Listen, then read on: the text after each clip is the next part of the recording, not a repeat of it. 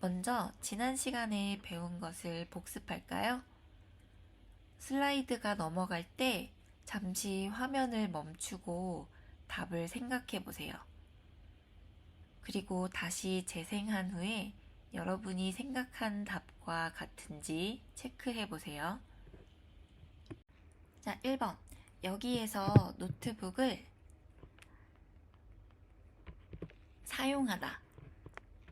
사용해도 돼요? 네, 물론이지요. 앞자리를 발로 차다. 차면 안 돼요. 네, 죄송합니다. 공연이 시작한 후에 자리를 바꾸면 안 돼요. 네, 알겠어요.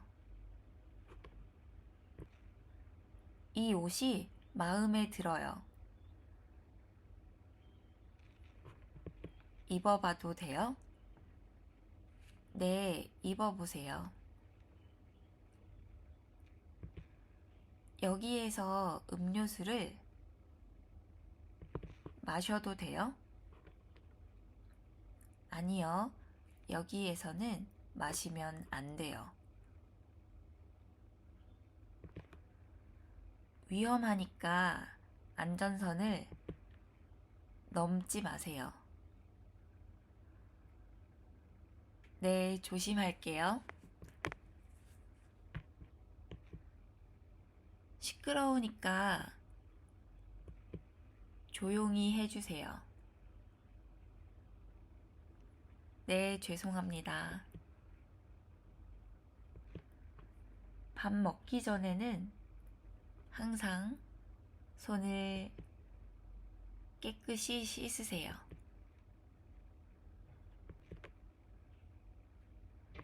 버스에 탈 때 다른 사람을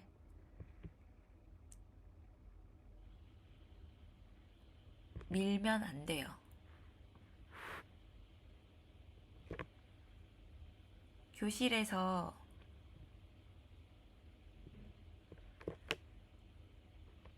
지켜야 하는 규칙이 있어요? 네, 먼저 지각하면 안 돼요. 자, 그러면 오늘은 우리가 무엇을 공부할 거예요? 오늘은 다른 사람의 성격에 대해서 이야기할 거예요. 자, 그럼 성격을 말할 때 어떤 단어를 사용할 수 있어요? 우리 먼저 성격에 대한 단어를 체크해 볼까요? 여러분은 어떤 성격이에요?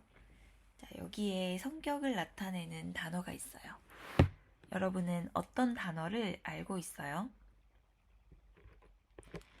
어떤 사람이 성격이 좋아요? 어떤 사람이 성격이 나쁘다고 생각해요? 우리 하나하나 같이 살펴볼게요. 자, 이 사람은 어떤 사람이에요? 자, 비빔밥 하나 주세요. 그리고 점원이 잠시만 기다리세요 라고 말했어요. 하지만 5분 지났을 때 이 사람이 점원에게 여기 비빔밥 주문했는데 왜 아직 안 나오냐고 했어요. 자, 이 사람 성격이 어때요? 성격이 급해요.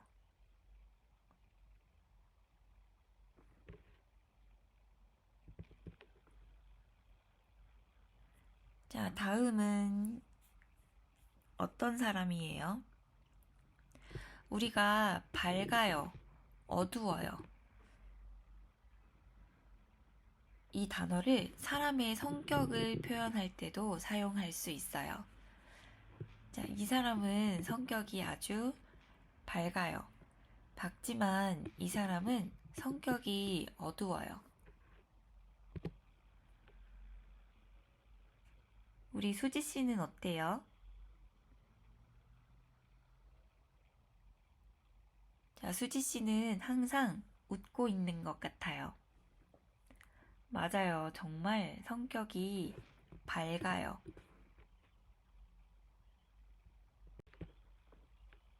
민수 씨는 어떤 사람이에요? 자, 민수 씨는 다른 사람을 잘 도와줘요. 정말 착한 사람이에요. 우리가 이 단어를 한국어로 말할 때 두 가지로 바꿔서 말할 수 있어요.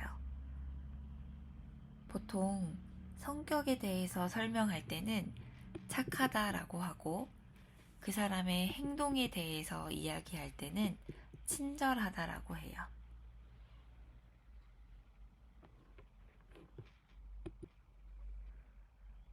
이 사람은 성격이 어때요? 성격이 재미있어요.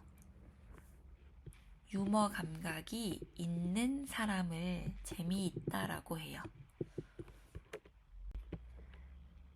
자, 말을 많이 하는 사람은 우리가 말이 많다라고 해요. 그러면 말이 많지 않은 사람은 뭐라고 할까요? 네, 많다의 반대말, 적다라고 해요. 그런데 저는 보통 말이 적다라고 하기보다는 말수가 적다라는 말을 더 많이 사용하거나 그 사람 말이 별로 없어 라고 이야기할 때가 더 많아요. 다음은 어떤 사람이에요? 안나 씨는 매일 7시에 일어나서 요리도 하고 집도 청소해요. 정말 부지런한 사람이에요. 하지만 이 사람은 어때요? 방학이라서 매일 12시에 일어나고 먹고 자고 먹고 자고 정말 게으른 사람이에요. 자, 이 사람은 어떤 사람이에요? 자, 다음 주에 시간 있어요? 자, 미안해요. 등산 모임도 있고 독서 모임도 있어서 바빠요. 제가 리더라서 꼭 가야 돼요. 이 사람은 정말 활발한 사람이에요.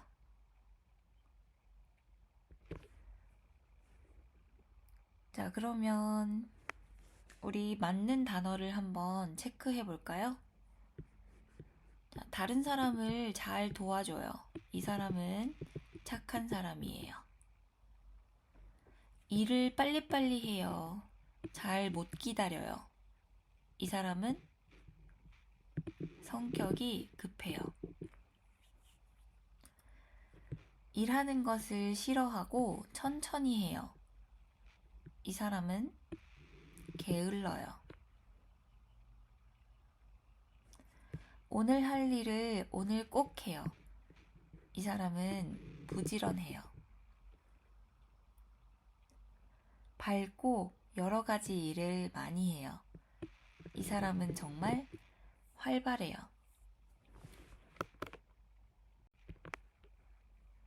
자, 그러면 이제 여러분의 성격을 이야기할 수 있어요? 여러분은 어떤 사람이에요? 그리고 친구의 성격이 어때요? 자, 이것도 한번 생각해 보세요. 그럼 우리 첫 번째 문법을 같이 공부할까요? 자, 이 문법은 무슨 뜻이에요? 마리 씨에게서 전화를 받았어요. 할머니께 선물을 받았어요.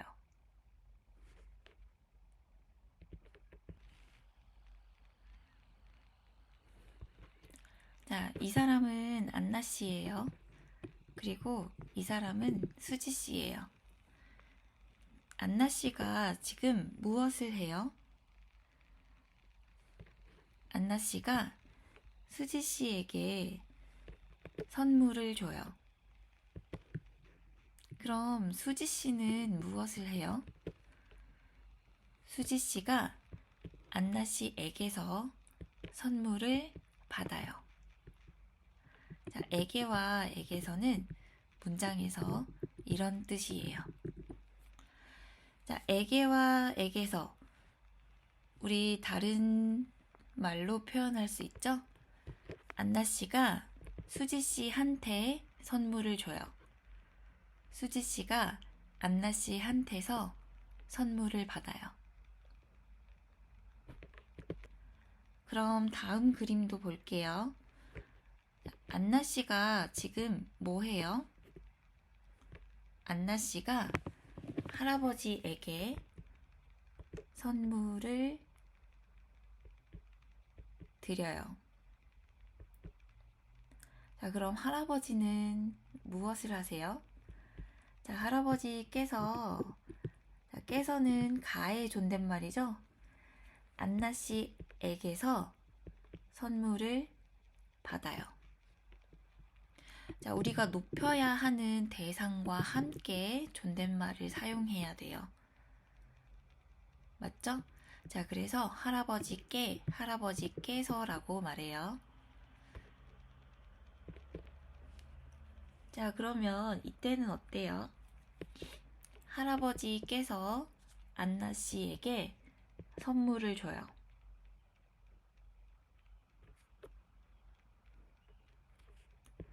자, 그러면 안나 씨는 무엇을 해요? 안나 씨가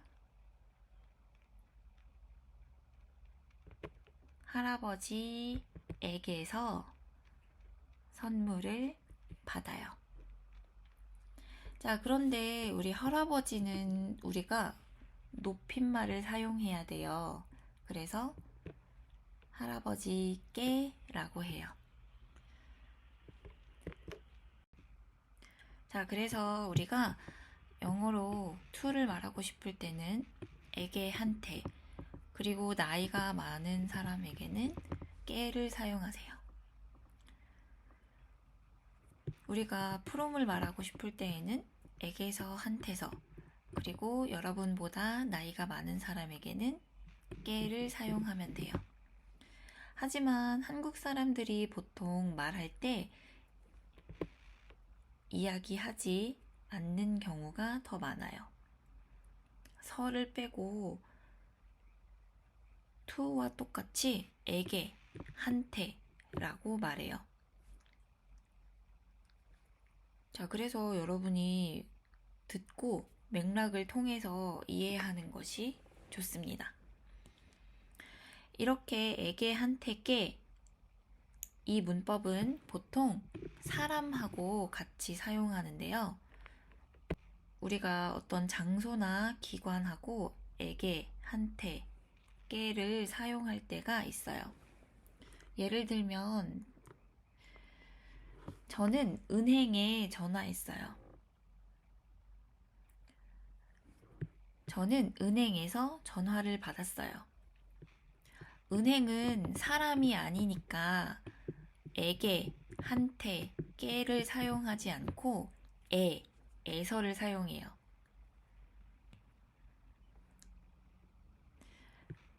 저는 세종학당에 메일을 보냈어요. 저는 세종학당에서 답장을 받았어요. 자, 이때 에서 우리 사람이 아니라 세종학당을 가리키고 있죠. 그래서 이때도 에게, 한테, 에게서, 한테서 사용하는 것이 아니라 에를 사용해야 돼요.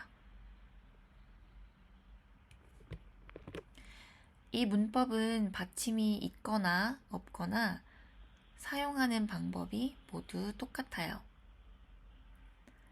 유진, 유진에게서, 안나, 안나에게서, 유진, 유진한테서, 안나, 안나한테서, 선생님, 선생님께, 아버지, 아버지께. 자, 안나 씨가 무엇을 해요? 안나 씨가 수지 씨한테 전화를 해요. 수지 씨가 안나 씨한테서 전화를 받아요. 우리 해요는 이렇게 반대로 말할 때 받다를 사용해요. 안나 씨가 뭐 해요? 안나 씨가 수지 씨한테 메일을 보내요. 수지 씨가 뭐 해요? 수지 씨가 안나 씨한테서 메일을 받아요.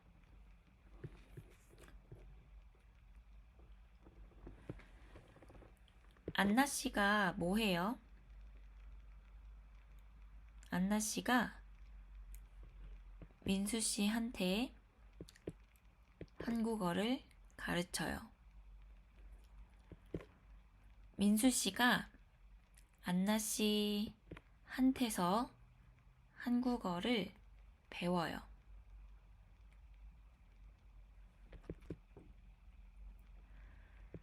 자, 민수 씨가 지금 소식을 말해요. 소식은 다른 사람의 새로운 뉴스를 이야기해요. 민수 씨가 수지 씨한테 소식을 말해요. 수지 씨가 민수 씨한테서 소식을 들어요. 다른 사람이 말했어요. 그래서 들어요.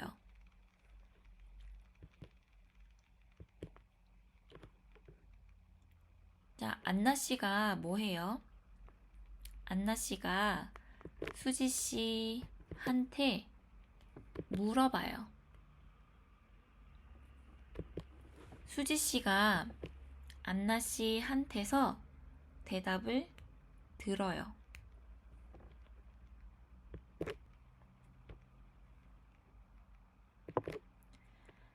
안나 씨가 수지 씨한테 설명해 줘요. 수지 씨가 안나 씨한테서 설명을 들어요. 설명하다. 우리 다른 사람한테 이야기해요. 맞아요? 그래서 반대는 듣다예요. 보통 말해요, 물어봐요, 설명해요. 이렇게 말하는 동사가 있고 그 반대는 듣다가 돼요. 줘요, 보내요. 그리고 무엇을 해요. 예를 들면 선물을 해요, 전화를 해요. 자, 이런 동사는 반대로 받다가 돼요.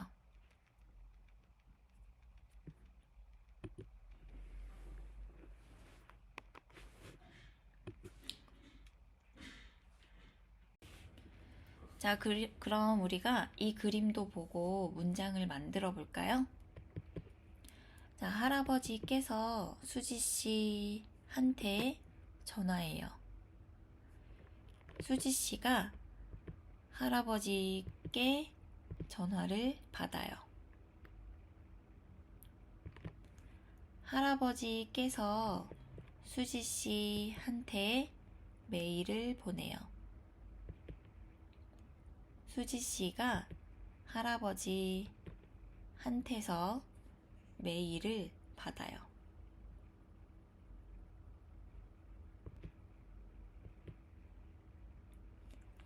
할아버지께서 민수 씨한테 한국어를 가르쳐요. 민수 씨가 할아버지께 한국어를 배워요. 할아버지께서 수지 씨한테 소식을 말해요. 수지 씨가 할아버지께 소식을 들어요.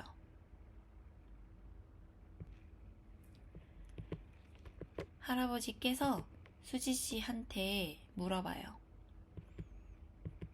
수지 씨가 할아버지께 대답을 들어요. 그럼 아래에 있는 문제에도 한번 대답을 해볼까요? 1번. 저는 한국 친구한테서 한국 요리를 배웠어요. 2번. 저는 동생한테서 여행 이야기를 들었어요.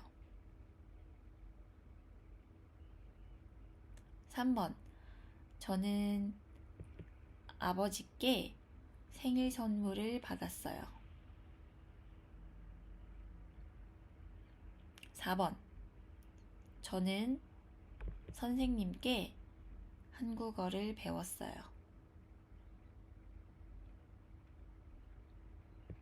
5번. 저는 어머니께 어릴 때 이야기를 들었어요.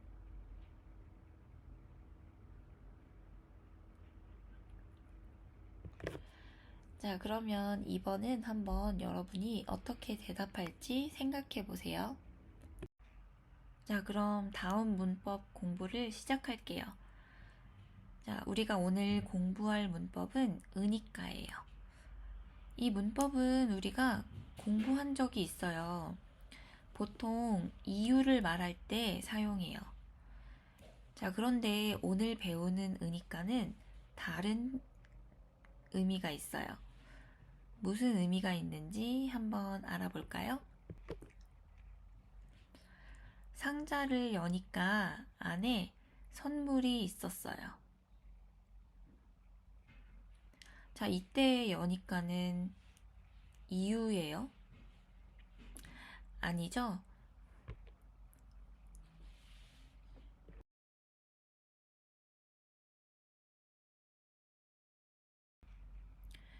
예를 들면 여러분이 박스를 열기 전에 그 안에 돈이 있는지 없는지 몰라요. 자, 그런데 박스를 열었어요. 여니까 무엇이 있었어요? 돈이 있었어요. 그것을 알게 됐어요. 창문을 열기 전에는 밖에 날씨가 추운지 더운지 시원한지 잘 몰랐어요.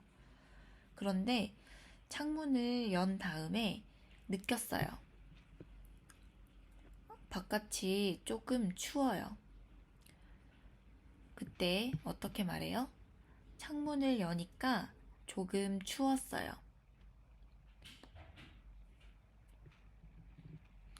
문을 열기 전까지 방 안이 조용했어요. 그래서 밖에 누가 있는지 무엇을 하는지 알 수 없었어요. 하지만 여러분이 문을 연 다음에 무엇을 발견했어요? 어떤 일이 생겼어요? 문을 여니까 시끄러운 소리가 들렸어요. 문을 여니까 친구가 기다리고 있었어요. 여러분이 이 일을 한 다음에 뒤의 일들을 알게 됐어요? 느꼈어요? 그 일이 생겼어요. 발견했어요. 자, 우리가 그때 이 문법을 사용해요. 그때 이 일을 하는 사람은 꼭 나여야 돼요. 그리고 보통 여러분이 발견한 일에 대해서 이야기하기 때문에 보통 과거형으로 끝나요.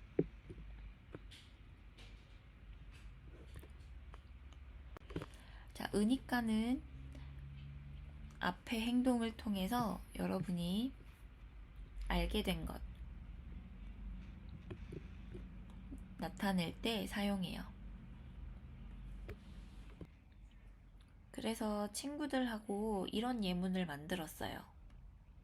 박스를 여니까 아무것도 없었어요. 핸드폰을 켜니까 귀여운 사진이 있어요. 민트 초코를 먹어보니까 맛있었어요. 책을 펴보니까 편지가 있었어요. 읽어보니까 특별한 내용이 없었어요.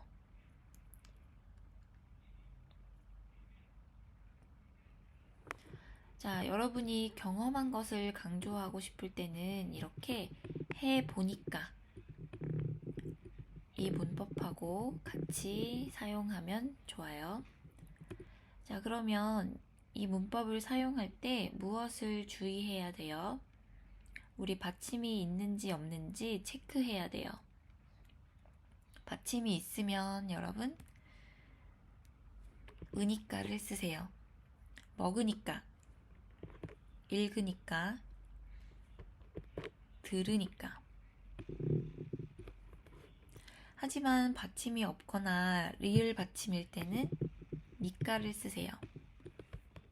만나니까, 도착하니까, 여니까. 자, 지금까지 설명을 들었을 때 조금 헷갈리는 것 같죠? 그럼 우리 그림을 보면서 한번 같이 이야기해 볼까요?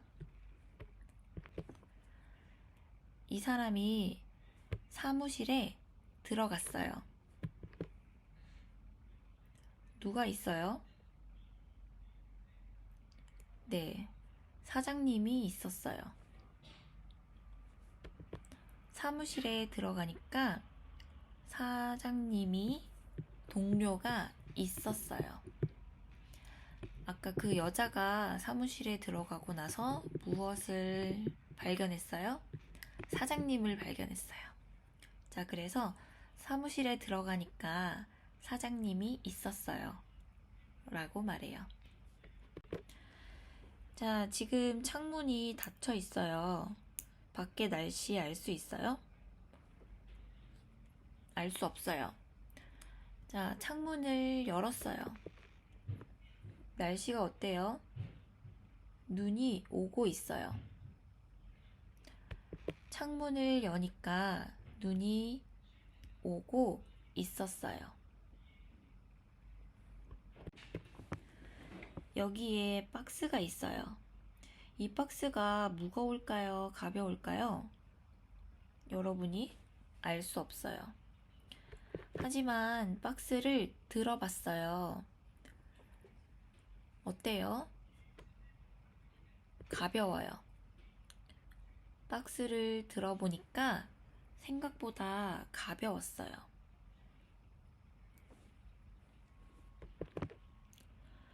자, 이 사람 보세요. 기타를 잘 칠 것 같아요? 못 칠 것 같아요? 여러분 알 수 없어요. 자, 그런데 들어봤어요. 어때요? 기타를 잘 못 쳐요. 들어보니까 기타를 잘 못 쳤어요. 여러분이 아침에 교실에 갔어요. 교실에 도착했어요. 사람이 있어요, 없어요? 없어요. 교실에 도착하니까 사람이 없었어요. 여러분이 지나가다가 민수 씨를 봤어요. 민수 씨가 여자친구하고 싸우고 있어요. 아마 화가 많이 났어요. 민수 씨를 보니까 화가 많이 났어요. 민수 씨를 보니까 여자친구하고 싸우고 있었어요. 자, 여기에 예쁜 티셔츠가 있네요. 이 티셔츠가 어때요? 예뻐요. 자, 이 사람한테 잘 맞을까요? 티셔츠를 입어봤어요. 자, 사이즈가 맞아요? 안 맞아요? 안 맞아요. 사이즈가 안 맞아요. 생각보다 커요. 티셔츠를 입어보니까 사이즈가 안 맞았어요. 생각보다 컸어요.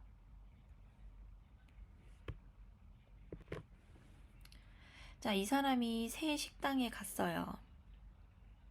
자, 새 식당이 어때요?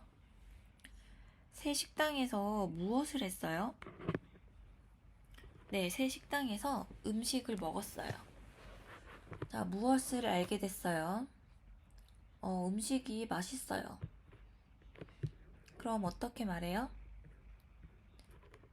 새 식당에서 먹어보니까 맛있었어요.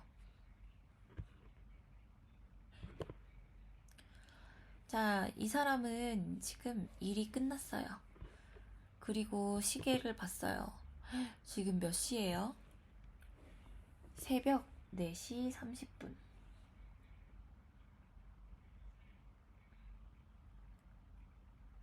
일이 끝나고 무엇을 알았어요? 새벽 4시 반이라는 걸 알게 됐어요. 자, 어떻게 말해요? 일이 끝나니까 새벽 4시 30분이었어요.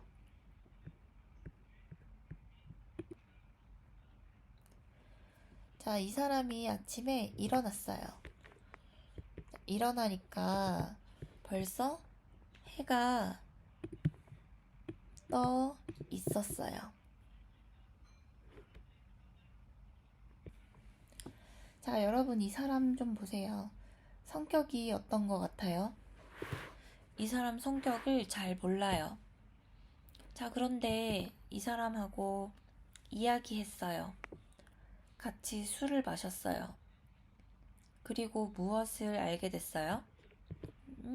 성격이 좋았어요. 민수 씨하고 이야기해보니까 성격이 좋았어요.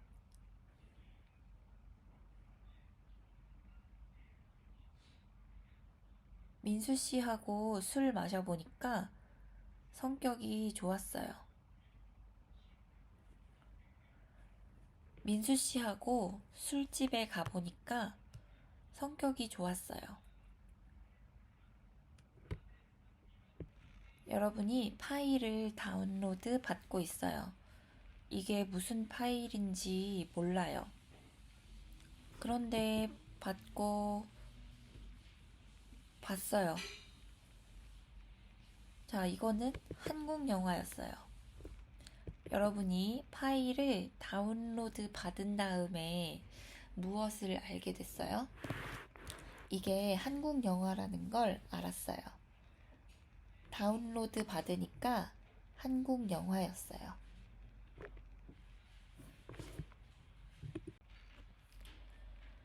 자, 여러분이 친구 집에 놀러 갔어요.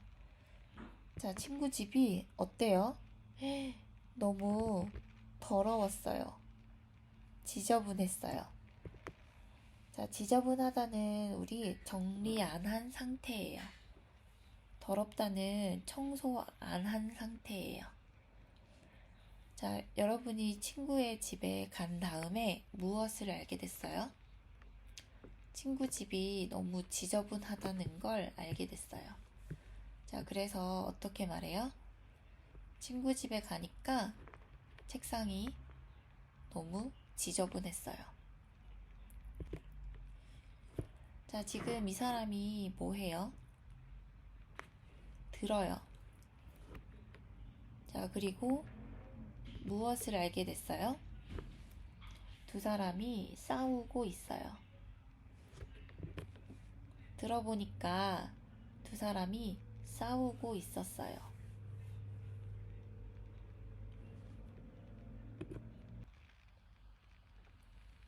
자, 그러면 여기 문장을 완성해 볼까요? 1번부터 4번까지 여러분이 써보세요. 1번. 카페에 도착하니까 친구가 기다리고 있었어요. 2번. 일을 끝내니까 벌써 밤 9시였어요.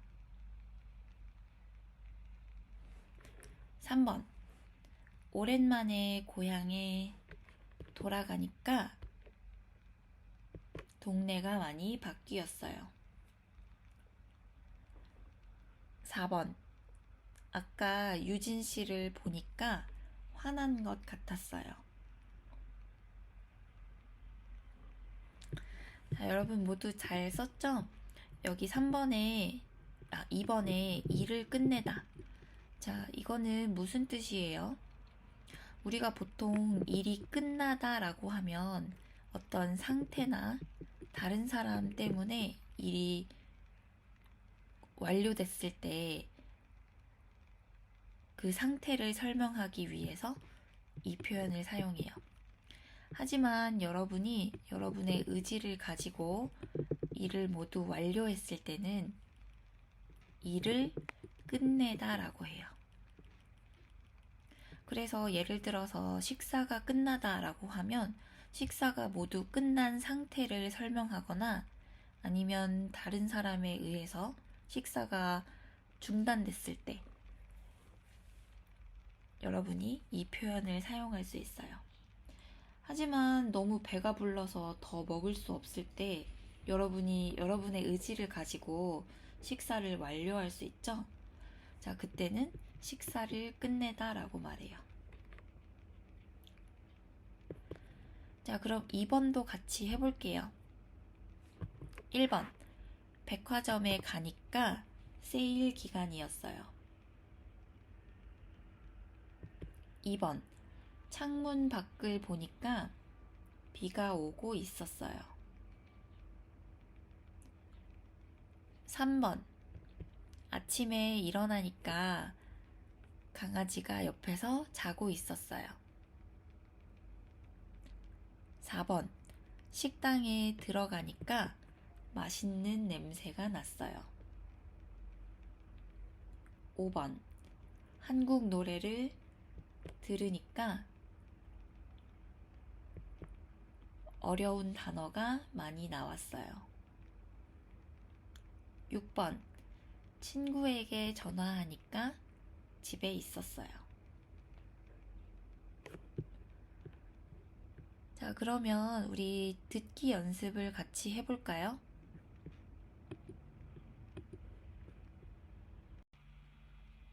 자, 그럼 듣기 연습을 한번 해볼게요. 자, 안나 씨하고 준호 씨가 새 친구에 대해서 이야기해요. 들어보세요. 1번. 여러분은 세종학당 친구들과 처음 만났을 때를 기억해요? 준호 씨와 안나 씨가 옆반의 새로운 학생에 대해 이야기해요. 무슨 이야기를 할까요? 안나 씨, 옆반에 새로운 학생이 왔어요. 네, 알아요. 마리 씨한테서 그 친구 이야기를 들었어요. 마리 씨한테서요? 그 사람이 마리 씨 친구예요. 보니까 재미있는 사람인 것 같았어요. 저도 수업 끝나고 소개 좀 해주세요. 좋아요. 같이 가요. 안나 씨는 옆반의 새로운 학생을 어떻게 만났어요? 마리 씨한테서 친구 이야기를 들었어요. 2번, 옆반의 새로운 학생은 어떤 사람인 것 같아요? 재미있는 사람인 것 같아요. 자, 그래서 준호 씨가 안나 씨하고 수업 끝나고 새로운 학생을 만나러 갈 거예요. 1번. 자, 그럼 한번 잘 들어보세요. 옆집 사람은 언제 이사 왔어요? 들은 내용과 다른 것을 고르세요. 자, 그럼 준비하세요. 1번. 다음을 잘 듣고 질문에 답하세요. 며칠 전에 우리 옆집이 새로 이사 왔어요. 그래요? 안나 씨 옆집에 어떤 사람들이 이사 왔어요? 엄마한테서 들었는데 근처에 있는 학교 선생님 가족이에요. 딸이 한 명 있는데 저보다 2살 많아요. 그 언니하고 이야기해보니까 성격도 좋고 착한 것 같았어요. 좋은 사람들이 이사 왔네요. 한 번 더 들어보세요. 1번. 다음을 잘 듣고 질문에 답하세요. 며칠 전에 우리 옆집이 새로 이사 왔어요. 그래요? 안나 씨 옆집에 어떤 사람들이 이사 왔어요? 엄마한테서 들었는데 근처에 있는 학교 선생님 가족이에요. 딸이 한 명 있는데 저보다 2살 많아요. 그 언니하고 이야기해보니까 성격도 좋고 착한 것 같았어요. 좋은 사람들이 이사 왔네요. 자, 옆집 사람은 언제 이사 왔어요? 며칠 전에 이사 왔어요. 들은 내용과 다른 거는 뭐예요? 4번이에요. 자, 그러면 이 답이 왜 맞는지 우리 다시 한번 체크해요.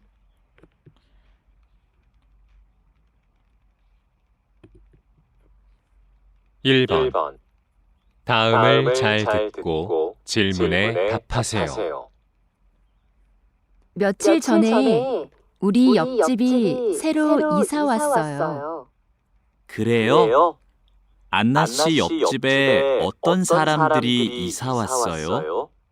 엄마한테서 들었는데 근처에 있는 학교 선생님 가족이에요. 딸이 한 명 있는데 저보다 2살 많아요. 그 언니하고 이야기해보니까 성격도 좋고 착한 것 같았어요. 좋은 사람들이 이사 왔네요. 자, 그래서 1번. 옆집 사람은 며칠 전에 이사 왔어요. 며칠은 몇 그리고 일이에요. 보통 며칠이라고 쓰지 않고 이렇게 한 단어처럼 며칠이라고 써요. 자, 그러면 이사 온 가족 중에 딸이 한 명 있어요. 1번. 자, 안나 씨는 옆집에 사는 사람과 이야기했어요. 맞아요? 네, 그 언니하고 이야기해보니까 라고 했으니까 2번도 맞아요. 3번, 옆집에 학교 선생님 가족이 이사 왔어요. 학교 선생님 가족이 이사 왔어요. 3번, 옆집 선생님 딸은 안나보다 나이가 적어요? 아니요, 나이가 2살 많아요. 그래서 4번이 정답이에요. 자, 지금까지 여러분 저하고 같이 공부했는데 복습하고 우리 이번 주에는 새로운 공부를 시작해요. 그럼 일요일에 만나요.